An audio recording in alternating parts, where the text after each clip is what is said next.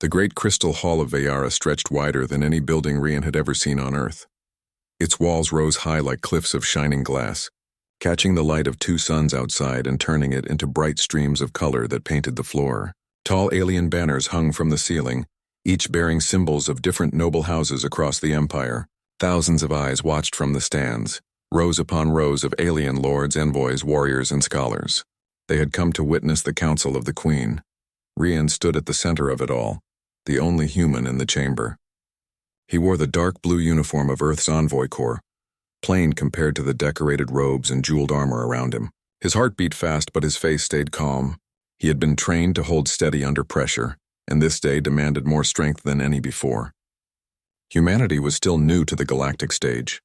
Earth had only recently been accepted into the Council as an observer, not yet a true member. To most of the alien empires, humans were a curiosity, a fragile people from a small planet, lacking power and history among the stars. And yet here he stood, chosen by his world to speak in their name. The throne at the far end of the hall was carved from a single piece of living crystal, glowing with soft light. Upon it sat the alien queen. Her presence filled the chamber with a weight heavier than stone. She was taller than any human, her form both graceful and commanding. Her skin shimmered like silver, her long crown-like horns curved back from her head, and her eyes glowed with deep blue fire. She was not only the ruler of Vayara, but also the uniting figure of the great empire that stretched across 100 worlds. When she rose from her throne, the hall grew silent. Even the sound of wings from the flying guards above stopped. Her voice carried through the chamber without effort, smooth and powerful, echoing against the crystal walls. The queen spoke to the gathered nobles about trade, about defense, about the threats that lingered at the borders of the empire. Every envoy gave their reports, every noble offered promises of ships and supplies. Rian listened carefully, taking in every word, though his turn to speak had not yet come. Finally, the queen's gaze turned upon him. Her glowing eyes fixed on the human standing alone. Every alien head in the room followed her eyes, and suddenly all attention was upon Rian. He felt the weight of 1,000 stares pressing down on him, but he did not move. He stood tall, though inside his chest his heart raced. The queen stepped down from her throne. Her silver cloak trailed behind her like flowing water. Each step she took echoed across the hall. When she reached the center, she stood before Rian, towering over him. For a long moment she said nothing. The chamber grew so quiet that even the sound of Rian's breathing felt loud. Then she leaned close, her voice dropping to a whisper. But in the silence of the chamber, every ear heard her words. "If only you were my husband. Human." The hall fell silent. No one moved. No one spoke. Time itself seemed to pause. The words had not been shouted, not declared, but whispered with a softness that struck harder than any command. Every noble, every warrior, every envoy froze where they sat. The meaning of her words sank into the air like a heavy stone into still water. The nobles were stunned. Some stared with wide eyes. Others covered their mouths with disbelief. Warriors who had stood proud now shifted uncertainly, unsure if they had truly heard what was spoken. Envoys from other worlds whispered to each other, their voices trembling with shock. The alien queen, the ruler of a mighty empire, had spoken in such a way to a human, a being considered weak and unworthy by most in the galaxy. Rian himself felt the world spin for a brief second. Of all the words he had expected to hear, those were not among them. His mind rushed with questions. Was it a test? Was it a trap? Was it some kind of alien custom he did not understand? But his face betrayed none of this. He kept his expression calm, his posture steady, though every thought inside him burned with confusion. The queen did not repeat her words. She stood tall once more, her gaze still upon him, waiting. Around them, the silence stretched longer and longer until it became heavier than steel. Finally, a noble broke the silence. His voice shook with anger. "Your Majesty, what is this?" Yes, an insult? A human cannot be spoken of in such a way. Another noble rose, his tone sharp. "This is against tradition, against reason. He is not of our kind. He has no strength, no lineage." Others joined in, their voices rising like a storm. The chamber that had been silent now roared with outrage and disbelief. Some shouted for answers. Some accused the human of trickery. A few, however, remained silent, watching carefully, their eyes thoughtful. Through it all, Rian stood unmoving. His training told him that silence was sometimes stronger than speech. He did not bow, did not protest, did not boast. He waited for the queen to speak again. The queen raised her hand and the uproar stopped at once. Her voice rang out firm and calm. You question because you do not understand. You laugh because you do not see what I see. This human stands before us as more than an envoy. He is proof of what his kind may become. The nobles murmured, their anger fading into whispers. The queen turned her eyes back to Ryan. You wonder why I spoke as I did, she continued. It is not to break tradition nor to insult you. It is to show that there is strength where you see weakness, value where you see none. Ryan felt the weight of her words press on him. He realized now that whatever reason she had, it was greater than personal choice.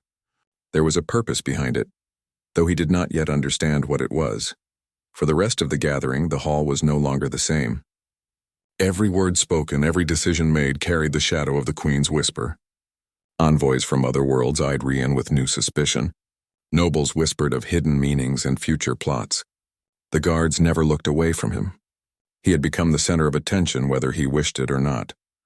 When the council ended and the hall slowly emptied, Ryan remained standing in the center. He could still feel the echo of silence that had followed her words. His thoughts turned over again and again, searching for meaning. The alien queen returned to her throne, her face calm, unreadable. She gave no further explanation, no command, no glance in his direction. But her whisper had already changed everything. And so, as the crystal hall emptied into the night, Ryan understood one thing with clarity. Humanity's place among the stars would never be the same again. The night after the council felt heavier than any battle. Ryan sat alone in his assigned chamber within the palace of Veyara. The room was beautiful, carved from crystal stone with tall windows showing the twin moons above the city. Yet despite the beauty, he could not find peace. The queen's words echoed in his mind again and again. If only you were my husband, human. He closed his eyes and took slow breaths. Training had taught him to remain calm in the face of chaos, but no training manual on Earth had prepared him for such a moment. Across the galaxy, he was already considered fragile and unworthy compared to other species. Now, because of those words, he had become a storm center in alien politics. Outside the palace walls, the city buzzed with talk. Markets, taverns, and courts repeated the queen's whisper like a tale carried by the wind. Messengers carried the news to distant worlds before the night was even over. To some it was a scandal, to others a mystery. To all it was unforgettable. Inside the palace, the nobles were restless. They gathered in private halls, whispering to one another. Some called the queen's words a mistake. Others called them dangerous. A few saw opportunity. None could ignore them. Ryan felt the weight of it pressing on his shoulders. He was not only an envoy of Earth anymore. He was now a figure tied to the queen's reputation. Every move he made would be judged. Every word would be measured. Humanity's fragile place among the stars now hung on his actions. The door of his chamber opened. A tall figure entered, armored in gold and black. It was Lord Veyr, one of the highest nobles of the Empire, known for his sharp tongue and sharper ambitions. His long limbs moved with the grace of a predator, and his glowing eyes studied Ryan with quiet disdain. You should leave this world while you still can, Lord Veyr said coldly. The queen may have spoken, but her court does not follow such strange desires. Her words have placed you in danger. Ryan stood, keeping his posture steady. I came here as a representative of Earth. I will not flee. Veyr's thin smile carried no warmth. Brave words for one so small. But bravery will not save you when the knives of politics turn your way. He leaned closer. Remember this, human.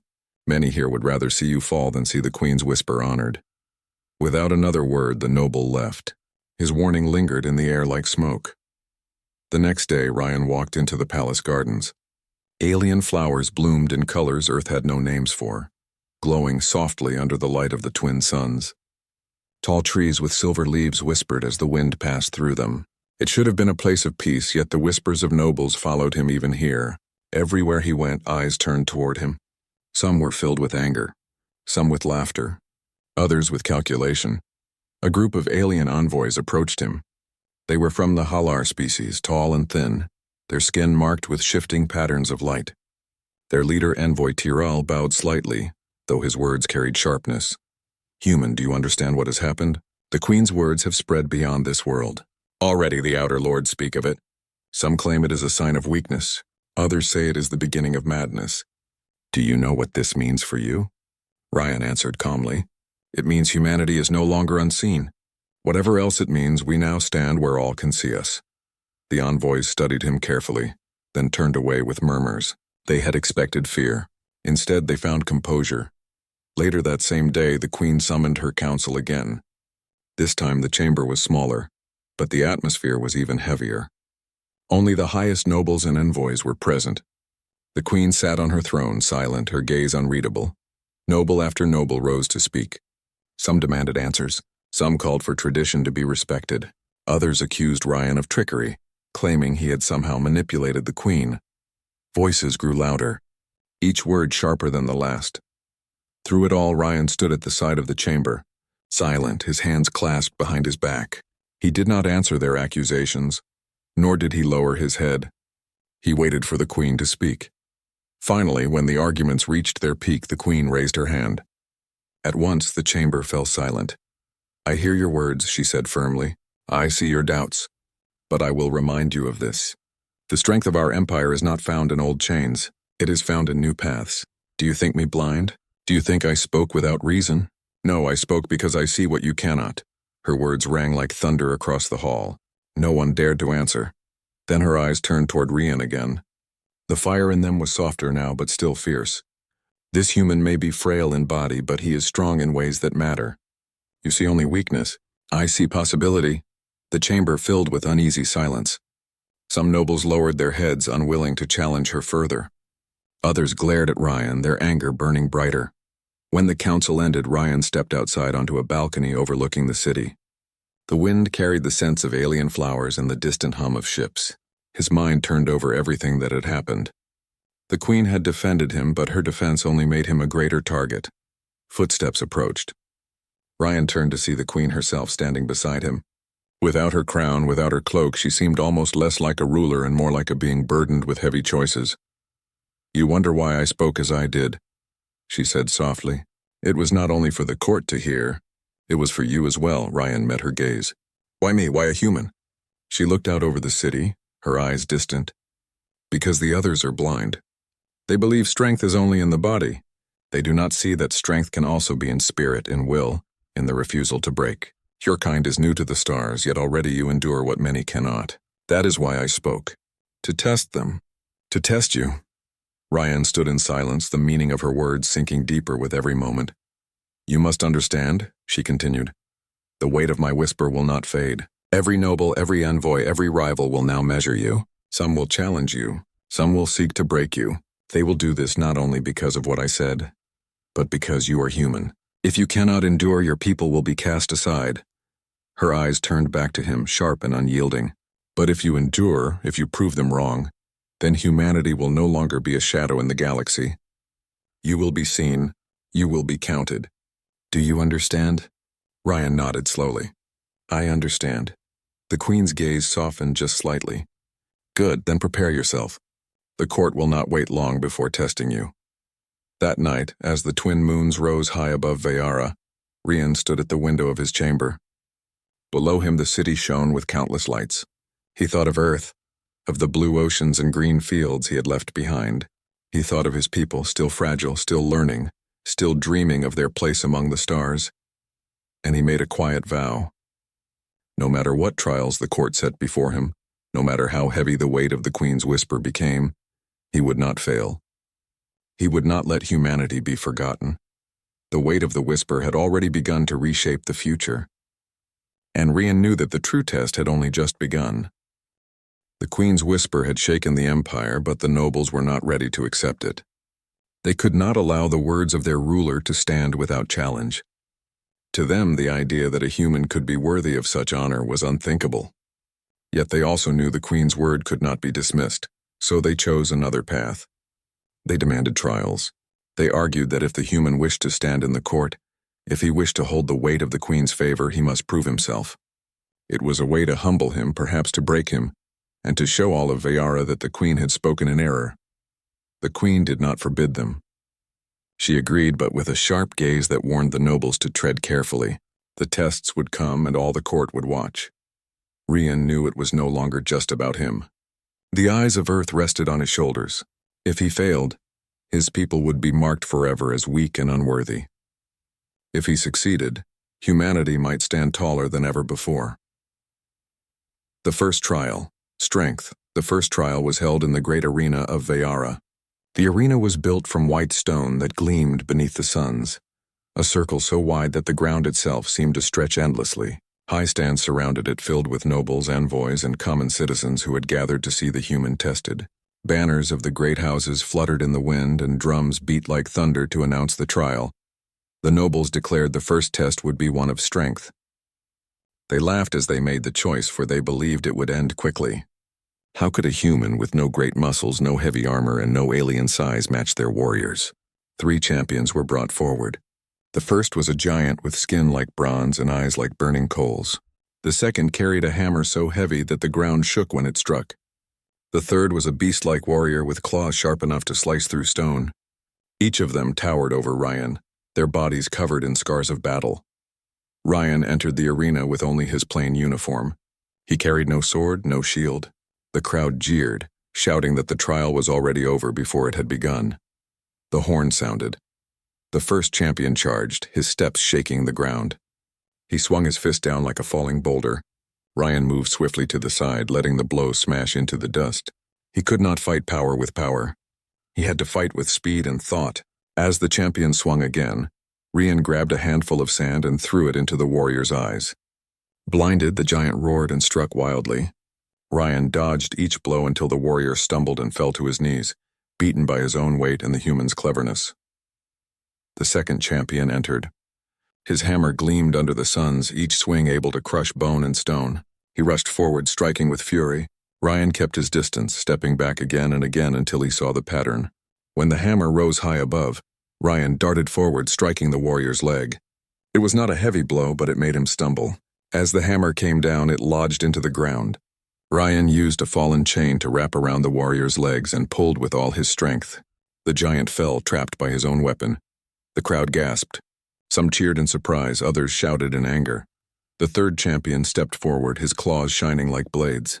He was faster than the others, his strikes quick and deadly. Rian's uniform was torn as he barely avoided each slash. His body burned with pain where the claws grazed him, but he did not give in. He looked for weakness. He noticed the beast always struck twice with his right hand before pausing. When the pattern repeated, Rian moved. As the claw came down the second time, Rian ducked low and drove his shoulder into the warrior's stomach. It was not enough to defeat such a foe, but it made him stumble backward. Rian picked up a broken spear from the ground and jammed it between the beast's legs as he fell. The warrior crashed into the dust, unable to rise. The arena fell into silence, then roared with noise. Against all odds, the human had stood against their champions and won. Not through greater power, but through quick thought, patience, and the will to endure. High above, the queen's eyes glowed with pride. The second trial, Wisdom, the nobles, unwilling to accept his success, declared the next trial would be one of wisdom. They brought Rian into the crystal chamber of the scholars, where glowing puzzles and ancient riddles waited. The first challenge was a cube of shifting light. Every time it was touched, the symbols on its surface changed, creating endless confusion. The task was to bring the cube into harmony, to make it shine with one steady color. Rian studied it calmly. He watched the patterns, testing carefully. He noticed that certain symbols always appeared together, others always followed. Slowly, he worked through the changes until the cube glowed a soft blue. The second challenge was a riddle written in an ancient tongue. The scholars expected him to fail, for the language was not human. Yet Rian had studied during his journey, learning fragments of alien words. The riddle spoke of something that walked without feet, that consumed all things, that never rested. Many would be lost in confusion. Rian answered with confidence. Time. The scholars frowned, their pride wounded. The third challenge was a machine of gears and rods, a device that had to be built from scattered parts. The design was strange, mixing knowledge of many species. Rian thought of Earth's machines, of bicycles, watches, and engines. He studied how one piece fit into another. With steady hands, he built it step by step. When he placed the final gear, the machine came alive, spinning with a soft hum. The chamber filled with silence. The scholars could not deny what they saw. The human had passed their tests. The third trial, loyalty. The nobles grew desperate. Strength and wisdom had not broken him, so they chose the final trial to test his loyalty. They brought him to a chamber filled with shifting platforms and deep pits of fire. On one side was a door that led to safety. On the other side, cages hung over the flames, holding prisoners from distant worlds. The nobles declared the rule simple. He could walk to the door and save himself, or he could risk everything to free the prisoners. The crowd leaned forward eagerly, certain that the human would choose his own life. Rian looked at the prisoners. Their voices cried out in fear. He looked at the door of safety, so close, so tempting. His body still ached from the trials before, but his choice was clear. He stepped onto the platforms leading to the cages. The heat rose around him, the fire burning his skin. The platform shook and shifted under his feet, threatening to throw him into the flames. Step by step, he pushed forward. Sweat poured down his face, but his eyes stayed fixed on the prisoners. When he reached the cages, the chains were hot enough to sear his hands. Still, he pulled. His muscles screamed with pain, but he did not stop. The locks broke and the prisoners fell safely onto the platforms. Guiding them carefully, he led them back across the chamber. He caught them when they stumbled, shielding them from the fire. At last they reached the far side together. His uniform was scorched, his body weak, but he stood tall. The nobles could say nothing. The crowd was silent. They had expected him to choose safety, but he had chosen loyalty to strangers he did not know. The queen rose from her seat. Her voice carried across the chamber, clear and powerful. "You asked for proof," she said. "You demanded trials. Now you have seen them. Strength, wisdom, loyalty. The human has shown them all. Tell me, lords of the court, do you still say he is unworthy?" Not one voice rose to answer. Rian stood in the center of the hall, weary but unbroken. The trials were meant to break him, but instead they revealed something greater. He had not won by the standards of the court, but by the spirit of humanity. And for the first time, the nobles began to see what the queen had seen from the beginning. The human was not weak. He was something more. The trials had ended, yet the palace was far from quiet. Word spread through the empire faster than light. The human had stood against champions, solved riddles, and chosen loyalty over safety. Some called it a miracle. Others called it a trick. Many could not decide what to believe, but the queen believed. Her voice had silenced the court when she asked if anyone still doubted. No noble had dared to speak. Still, their silence did not mean acceptance. It only meant they feared her wrath. Behind closed doors, whispers grew louder. Why would their queen risk so much for a human? Why had she spoken those words that shocked the hall? "If only you were my husband, human." Even Ryan did not know the answer. He wondered why she had chosen him. He had passed the trials, but the queen had shown trust in him even before they began. He felt there was more hidden behind her eyes, something she had not spoken. The queen's name was Seraphine. She ruled the empire with wisdom and strength, but her burden was heavy. For years she had fought to keep the great houses from tearing the empire apart. Each noble wanted more power, more land, more favor. Seraphine's voice alone held them together. Yet even her strength had limits. Late one night, as the stars shone above the silver towers of Veyara, the queen called Rian to her private garden. The garden was a place of quiet, filled with glowing flowers and streams that sang softly as they flowed. Guards waited outside the gates, but inside it was only the queen and the human. She stood by the water, her silver crown set aside. Without the crown, without the heavy robes, she looked less like a ruler and more like a woman who carried endless sorrow. "Do you know why I spoke those words?" she asked, her voice calm but heavy. Rian shook his head. "No, my queen, I thought it was only to silence them." A faint smile touched her lips. "It was not a lie. When I looked at you, I saw something I have not seen in many years. Not just strength or wisdom. Something deeper. You remind me of what my people once were." Rian was silent, waiting. She turned to him, her eyes glowing faintly under the starlight. "Long ago, before the empire grew so vast, before the nobles built their great houses, my people were explorers. They traveled the stars with open hearts, seeking friends, not subjects. They built with hope, not fear. But that spirit has been lost. Now the court thinks only of power. They forget what it means to be true." Rian understood. Her words explained the trials, the whispers, the doubt. She had seen in him a spark of the old spirit her people had buried. "You asked why I said you should be my husband," Seraphine continued. "It was not a jest. It was a way to tell the nobles what they have forgotten. That strength is not in crowns or titles. It is in the heart. Rian felt the weight of her words. He did not know what to say, for he was only a man from Earth. Yet he understood that to her he was more than that. He was proof that hope could still exist. But there was more, and Scifi knew she could not hide it. "Ryan," she said softly, "there is another reason, a reason that must remain secret for now. The nobles do not only oppose you, they oppose me. If I fall, the Empire will fall with me, and there are those who would see it burn." Ryan frowned. "You mean they would try to remove you?" She nodded. "Already they plot. My words gave them a reason to unite against me.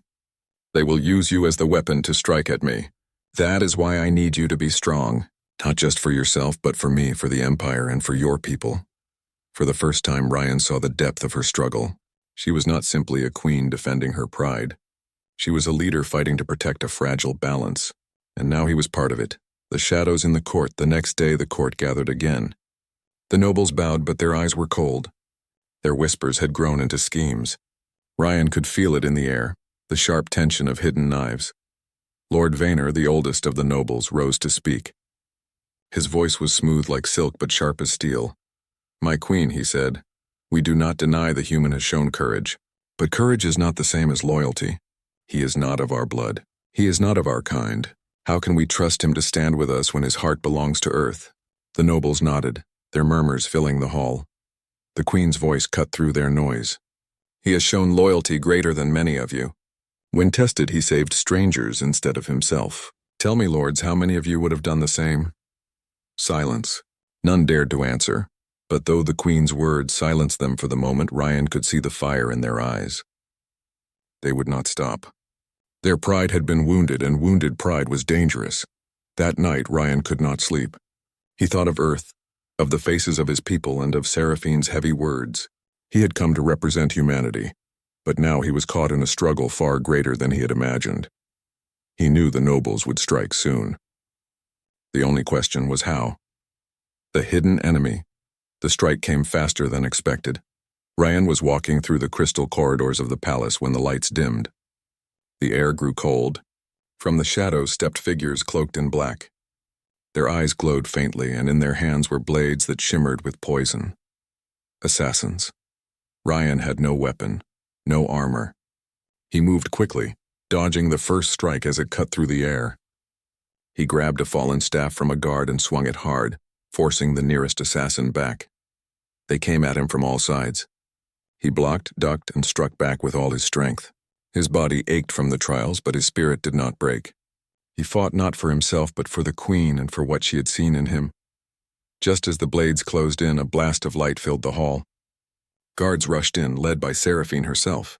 With a wave of her hand, the assassins were thrown back by unseen force. Her voice rang out, commanding them to surrender. But they vanished into the shadows before they could be caught. The queen rushed to Ryan's side. Her eyes widened when she saw the cut on his arm. She pressed her hand to the wound, her power sealing it with light. "You see," she said, her voice trembling with anger. "This is what I feared. They will not stop. They will use every weapon, every shadow to break us." Ryan met her gaze. His voice was steady even through the pain. "Then we cannot wait for them to strike again. We must find who sent them." The queen nodded slowly. "Yes, the hidden reason I spoke of is no longer hidden. There is a power in the court that seeks to end me, and now they seek to end you as well. We must uncover them before they strike again." The bond of trust from that night on, Rian and Seraphine worked together. She gave him access to the secret archives of the Empire, records of noble dealings and hidden alliances. He studied them carefully, learning the patterns of their power. He saw which houses gained when the queen was weakened, which lords met in secret, which alliances were forged in the dark. At the same time, Seraphine taught him the ways of her people. She showed him how to sense the flow of energy in a room, how to read the silence between words, how to see not only what was spoken, but what was left unsaid. Through it all, their bond grew stronger. It was not only the bond of queen and protector, it was trust built through fire. They stood together against enemies seen and unseen. For Rian, the queen was no longer just a ruler from another world. She was a leader who carried the weight of millions, a woman who fought for hope, and someone who had seen something in him when no one else did. For Seraphine, the human was no longer just a guest or a tool. He was a symbol of what her people had lost and a reminder of what they could still become. But even as trust grew, the danger deepened. The nobles were not done. The failed assassination only sharpened their desire. They would strike again, not only with blades in the shadows but with war in the open. The queen knew it. Ryan knew it. The hidden reason was now clear. This was not just about honor or marriage. It was about survival of an empire, and the hope that one human could tip the balance.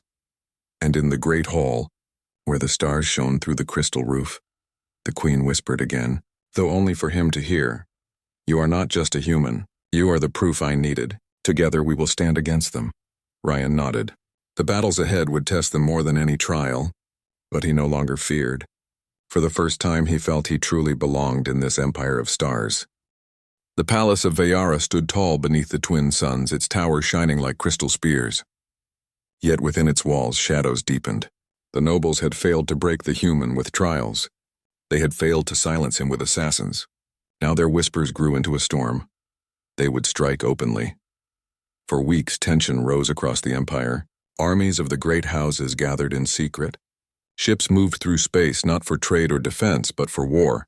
Every envoy who arrived at the capital brought news of another fleet being armed. Rian could feel the change in the air. Soldiers trained harder. Guards doubled their patrols, and the people of Veyara whispered in fear. He had seen enough battles on Earth to know the signs. War was coming. The queen, Seraphine, stood firm. She did not bend to the threats. She called her council, but many lords refused to attend. Those who did arrive gave cold stares, their loyalty hanging by a thread. "The houses gather against me," Seraphine said one night as she and Ryan walked the quiet halls. "They no longer hide their plans. To them I am weak because I chose to trust a human, and to strike me they will strike at you." Ryan's voice was steady. "Then we do not run from them. We face them together." Her eyes softened, but behind them was sorrow. "The path ahead will not only test courage, it will test the soul. I do not fear for myself. I fear for the people who will suffer when the nobles raise their banners of war." Ryan thought of Earth, of the struggles his people had faced, of how hope had always survived even in the darkest times. "Then we fight not for the throne. We fight for the people. That is what makes us strong," Seraphine nodded. In his words, she heard the spirit her empire had long forgotten. The spark of war. The first strike came at dawn. Ships of House Vayner dropped from the skies like thunder, firing on the city walls. Towers shook, the air filled with smoke, and the streets filled with panic. Soldiers of the house marched through the gates, their banners black with silver fire. Ryan and Seraphine stood upon the palace balcony as the battle began. The queen's guards rushed to defend, but the enemy pressed hard. "This is only the beginning," Seraphine said. "Other houses will join them soon. If the palace falls, the empire falls." Ryan clenched his fists. He was only one man, but he could not stand aside. "Then I fight with you." She turned to him, her voice firm. "You are not just fighting for me. You are fighting for your people too. The nobles see you as weakness. Show them your strength." Ryan nodded. Together they descended into the heart of the palace where soldiers gathered. The queen gave orders with calm authority, her presence like a shield against fear. Ryan stood beside her, speaking with the soldiers, giving them courage.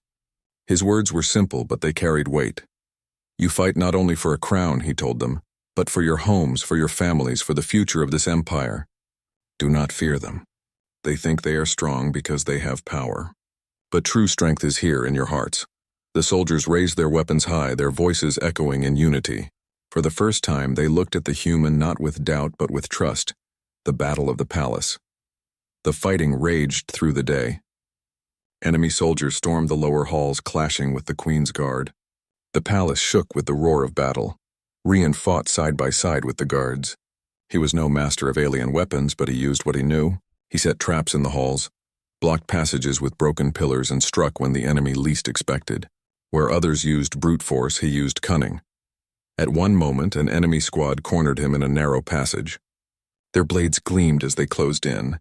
Ryan ducked behind a fallen statue, waited until they were near, then pushed with all his strength. The statue crashed down, blocking the passage and scattering the enemy. The guards rushed in, finishing the fight. Clever human, one soldier said with a grin. Word of his actions spread quickly. The soldiers began to fight harder, inspired by his will. Meanwhile, Seraphine stood at the gates, her power shining like a beacon. With every wave of her hand, enemy soldiers were pushed back, their weapons falling uselessly. Her voice rang over the battlefield, calling her people to hold the line. But the nobles had planned well. More ships descended, their weapons tearing at the city. The queen's forces were outnumbered. Slowly, the enemy pressed closer to the palace heart. The council of treachery as the battle raged. Some nobles still sat in the high council chamber. They pretended to be loyal, but their silence was betrayal. They waited for the queen to fall so they could choose a new ruler. Rian and Seraphine burst into the chamber, their clothes marked with dust and battle. "Will you stand with your queen?" Seraphine demanded. Her voice thundered through the hall. "Or will you hide while your empire burns?" Some lowered their heads, ashamed. Others sneered. Lord Vaynor himself was there, his eyes cold. "You have already lost," he said. "The houses do not follow you anymore. They follow strength, not weakness. And you weakened yourself when you gave your favor to a human." Ryan stepped forward. His voice was calm but strong. "You think strength is in ships and armies. You think it is in fear and greed. But I have seen your kind break before. And I tell you this, your empire will not rise by your power. It will rise by the will of the people who still believe in hope." Some in the chamber stirred at his words. For the first time, doubt flickered in their eyes. But Vaynor only laughed. "Then let hope save you when my fleets tear down your walls." He turned and left, his allies following him. The queen's hand trembled as she watched them go. But Rian touched her arm. "Let them go. They will soon see where true strength lies." The turning point night fell. The palace still stood, but the battle was far from over. Fires burned in the city, and the enemy pressed hard. Ryan and Seraphine stood together at the highest tower. Below them, the battle stretched like a sea of chaos. "This is it," Seraphine said softly. "If we fall tonight, the empire falls forever." Ryan looked at her, then at the battlefield. "Then we do not fall." With that, they descended once more into the fight. Ryan led a group of soldiers through the hidden tunnels beneath the palace. With careful steps, they emerged behind the enemy lines. Using fire and smoke, they struck from the shadows, scattering the attackers and breaking their formation. At the same time, Seraphine gathered her power for one final strike. She stood at the palace gates, light swirling around her like a storm. Her voice rang out clear and strong. "You fight for greed. We fight for hope, and hope will always rise." She released the power in a wave that shook the ground. Enemy soldiers fell back, blinded by the light. The ships in the sky wavered as their pilots lost control. The palace defenders surged forward, driving the enemy from the gates. The final stand, Lord Vaynor himself entered the battlefield, leading his personal guard. His armor shone black as night, his weapon glowing with deadly fire. He cut through the defenders, his power greater than any soldier. Ryan faced him in the courtyard. The human stood with nothing but a blade taken from a fallen guard. Vaynor laughed when he saw him. "You dare face me, human? You are nothing." Ryan raised the blade. His voice was calm. "Maybe, but I am the nothing that stands in your way." The duel began. Vaynor struck with power, his blows heavy and sharp. Ryan dodged, blocked, and countered, his arms shaking with each impact. He knew he could not win by strength. He had to outthink him. Step by step, he led Vaynor toward the broken wall of the courtyard. There, the ground was cracked, unstable from the earlier blasts. At the last moment, Ryan ducked low, letting Vaynor's strike smash into the weakened stone. The ground gave way, collapsing beneath the noble. Vaynor fell into the rubble, his weapon lost. The battle froze. All eyes turned. The mighty lord, defeated by the human. Rian stood, bloodied and weary but unbroken. He raised his blade high. "The empire will not fall to greed," he shouted. "It will rise with hope." The soldiers of the queen roared in answer. The enemy wavered, their will broken. One by one, they laid down their weapons. The battle was over. A new dawn. When the suns rose again, the fires were out. The palace stood battered but unbowed. The people filled the streets, cheering not only for their queen, but also for the human who had fought beside her. In the grand hall, Seraphine stood before her people. Ryan stood at her side. "This day has shown us truth," the queen declared. "Strength is not in crowns or titles. It is in the hearts that choose to stand for one another." This human has shown us what we had forgotten. Let us remember it now and forever." The hall thundered with voices of agreement. Ryan looked at her, and for the first time he felt the weight lift. He was no longer an outsider. He was part of something greater. The Queen turned to him, her voice soft but filled with meaning. "You came as a guest, but you stand now as more than that. You stand as proof of what we can be. If only you were my husband, human." The hall fell silent again, but this time it was not with shock. It was with awe. And in that silence, the Empire began a new dawn.